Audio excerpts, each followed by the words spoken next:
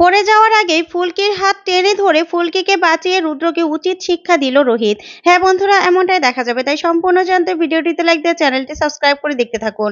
গল্পের শুরুতেই দেখা যাবে রোহিত ফুলকিকে বলতে থাকে, ফুলকি, আমি জানি তোমার মনে এখন অনেক কিছু চলছে, আমাকে বলো কি চলছে তোমার মনের মধ্যে।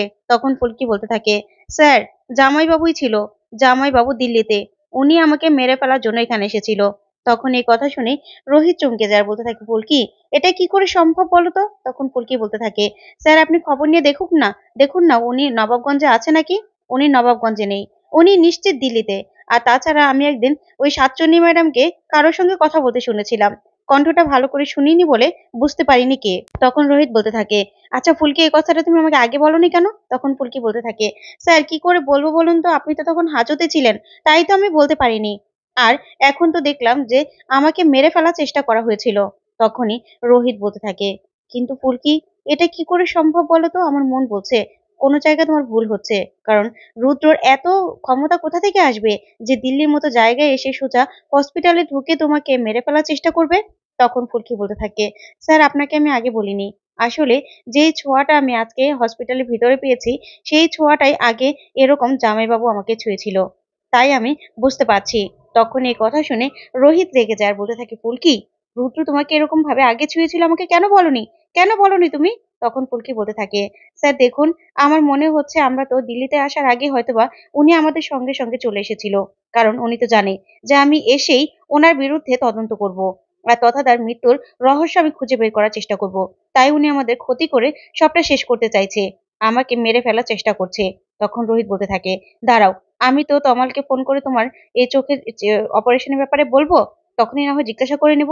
এই বলে রোহিত তমালকে ফোন করে। তখন তমাল ফোনটা রিসিভ করলে রোহিত বলতে থাকে, আচ্ছা তমাল, ফুলকির ফুলকির চোখের অবস্থা ভালোই বলেছে, ওর ছোট্ট একটা অপারেশন করলে ওর চোখ ঠিক হয়ে যাবে, তোরা চিন্তা করবি না। তখন তমাল বলতে থাকে, সত্যি সত্যি কথা বলেছে, দাঁড়া এখনই আমি সবাইকে জানাচ্ছি।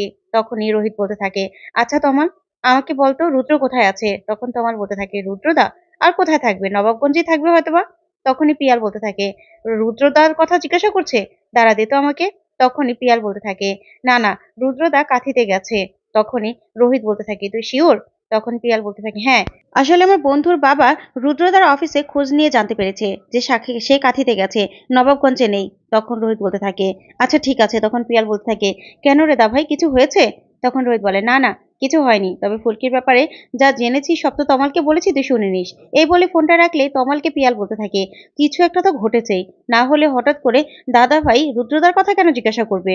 ওইদিকে দেখা যাবে রোহিত ফুলকিকে বলতে থাকে, ফুলকি, রুদ্র কাঁথিতে গেছে, ও নবাবগঞ্জে নেই। তখন ফুলকি বলতে থাকে, তার মানে উনি নবাবগঞ্জে নেই, তাই তো। উনি হয়তোবা মিথ্যে কথা বলেছে স্যার, উনি এই দিল্লিতেই আছে। তখন রোহিত বলতে থাকে, ঠিক আছে, আগে তোমার আমি চিকিৎসা করব, তোমার কালকে অপারেশনের টাইম ফিক্সড করব, তারপরে যা করা করবো। আমার না এখানে থাকতে আর ভালো লাগছে না ফুলকি, এখান থেকে আমাদের চলে যেতে হবে। তখনই ফুলকি মনে মনে বলতে থাকে, জামাইবাবু, জামাইবাবু এখানেও চলে এসেছে, আগে আমার চোখটা ঠিক হোক, তারপরে আমি আবার তদন্ত শুরু করব, সব রহস্য আমি বের করব। তারপরে ওইদিকে দেখা যাবে রুদ্র ফুলকির কথা ভাবতে থাকে যে ফুলকি ওকে চিনে ফেললো। তখন রুদ্র বলতে থাকে, এই ফুলকি দাসের জন্য আমি কিচ্ছু করে শান্তি পাচ্ছি না, ফুলকি দাস আমাকেও চিনে ফেললো। না না, এই ফুলকি দাসকে তো আমাকে শেষ করতে হবে, যে করে হোক ওকে শেষ করতে হবে। আমি তো নবাবগঞ্জে বলে এসেছি যে আমি কাঁথি যাচ্ছি, কিন্তু রোহিত ঠিক খোঁজ করে বের করে ফেলবে যে আমি দিল্লিতে এসেছি। না না, আমার লোকদের যে আসতে বললাম, ওরাও তো এখনো আসলো না, ফুলকিকে এবার শেষ করতেই হবে। ঠিক তখনই দেখা যাবে রুদ্রর বাসায় কলিং বেল বাজে। তখনই রুদ্র খুললেই ও লোকদেরকে দেখে খুশি হয়ে যায়, বলতে থাকে, তোরা এসেছিস, বল কি খবর বল। তখনই তন্ময় বলতে থাকে, দাদা ভাই, আপনি যে খবর নিতে বলেছিলেন সব খবর নেওয়া হয়ে গেছে। আসলে কালকে সন্ধ্যাবেলায় ফুলকি দাসের অপারেশন হওয়ার কথা, আর গেমস ভিলেজ ছেড়ে ওরা একটা হোটেলে উঠেছে। তখনই সব খবর রুদ্রকে বললেই রুদ্র বলতে থাকে, এই তো তোদের এনে না কোনো ভুল কাজ করিনি, একদম ঠিক কাজ করেছি। তখনই ছেলেগুলোকে বলতে থাকে, আচ্ছা ওই হোটেলের কোনো ম্যাপ ট্যাপ আছে তোদের কাছে। তখন ওরা বলতে থাকে, হ্যাঁ হ্যাঁ দাদা, আছে তো। তারপরে ম্যাপ দেখে রুদ্র বলতে থাকে, ঠিক আছে, কালকেই প্ল্যানটা কিন্তু কমপ্লিট করতে হবে, বুঝতে পেরেছিস। ওর অপারেশন হওয়ার আগেই ওকে একদম শেষ করে দিতে হবে, ফুলকি দাসকে এই ছাদ থেকে ফেলে দিতে হবে, আর রোহিত রায় চৌধুরীকে একটা রুমের মধ্যে আটকে রাখতে হবে। তখনই ওরা বলতে থাকে, ঠিক আছে দাদা, ঠিক আছে, যেইভাবে বলছেন ঠিক ওইভাবে কাজ হয়ে যাবে। তখন রুদ্র বলতে থাকে, ঠিক আছে, কাজটা যেন হয়ে যায়, ওইদিকে দেখা যাবে রোহিত আর ফুলকি সকাল সকাল নাস্তা করার জন্য হোটেলে এসেছে। তখনই রোহিত ফুলকিকে বলতে থাকে, ফুলকি তুমি এখানে বসো, আমি তোমার জন্য নাস্তা নিয়ে আসছি। তারপরে রোহিত ফুলকির জন্য নাস্তা আনতে চলে যায়। ওইদিকে দেখা যাবে রুদ্রর লোকেরা রুদ্রকে ফোন করে আর ফোন করে বলতে থাকে, দাদা লাউড স্পিকারে দিয়েছি, বলুন। এবার ফুলকি দাস কিন্তু একা আছে। তখনই রুদ্র বলতে থাকে, ঠিক আছে, আমি কিন্তু কাজটা শুরু করব একটু পরেই। তোমরা কি করবে, রোহিত আসলে রোহিতকে অফিস রুমের কথা বলে নিয়ে একটা রুমে আটকে দেবে, ঠিক আছে? তারপরেই আর বাকির কাজটা তন্ময় করে নেবে। তখনই ছেলেটা বলতে থাকে, ঠিক আছে দাদা। তখন রুদ্র রেডি হয়ে যায় নিজের মোবাইল নিয়ে আর ল্যাপটপ নিয়ে।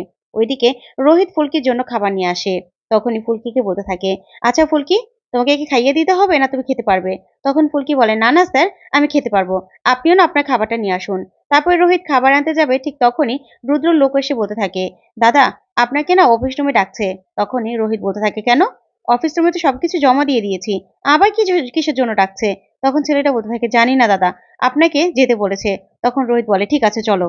এই বলে রোহিত সেই ছেলেটার সঙ্গে চলে যায়। ওইদিকে ফুলকি ফুলকি একা একা খেতে থাকে। তারপরে দেখা যাবে ছেলেটাকে বলতে থাকে, আচ্ছা রিসেপশন তো ওদিকে, এইদিকে কি? তখন ছেলেটা বলে, স্যার এই অফিসে আপনাকে ডেকেছে। তখন রোহিত ভিতরে ঢুকলেই বাহির থেকে ছেলেটা দরজাটা লাগিয়ে দেয়। তখন রোহিত বলতে থাকে, এটা কি হলো? দরজাটা লাগালে কেন? দরজাটা খোলো, দরজাটা খোলো। এটা কেমন হলো? কি করতে চাইছে ওরা?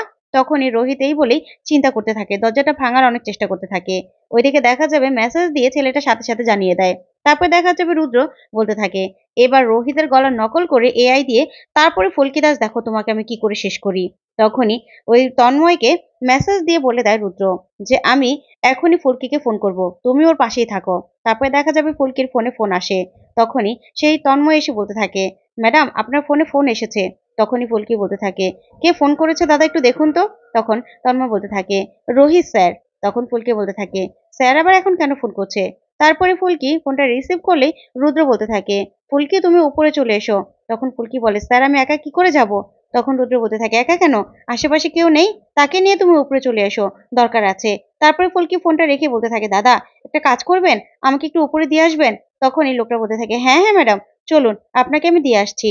এই বলেই কল লিস্টটা ক্লিয়ার করে দেয় তন্ময়। তারপরে দেখা যাবে ফুলকিকে নিয়ে আস্তে আস্তে ছাদের দিকে নিয়ে যায়।